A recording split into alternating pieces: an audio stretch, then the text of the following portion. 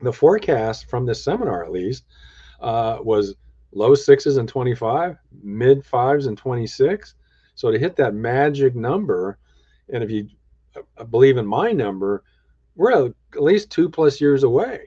Even if we believe the number given at the seminar yesterday, 5 to 5.5, we're still probably a year to 18 months away. So we still got a ways to go to see that magic mortgage number, that magic mortgage rate actually occurring.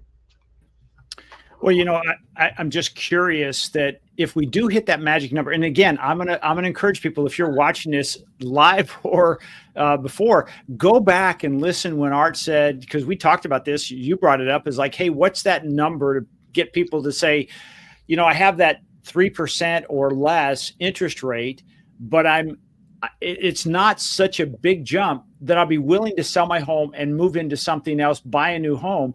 And I think you were talking about that being breaking that 5% barrier back several months ago.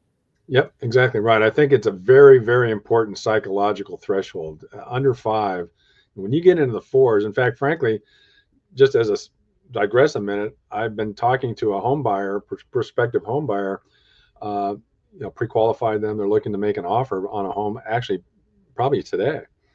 And we were discussing buy downs, both temporary and permanent. And as we were having that discussion, they asked me about a permanent rate buy down rather than a temporary.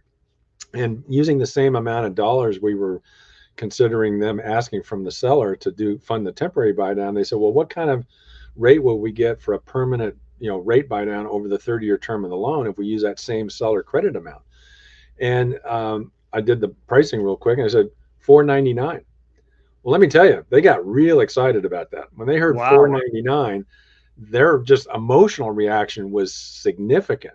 They are really now contemplating maybe not doing a temporary buy down, go with that permanent rate buy down, because sounding, under 5% sounded awfully, awfully good to them.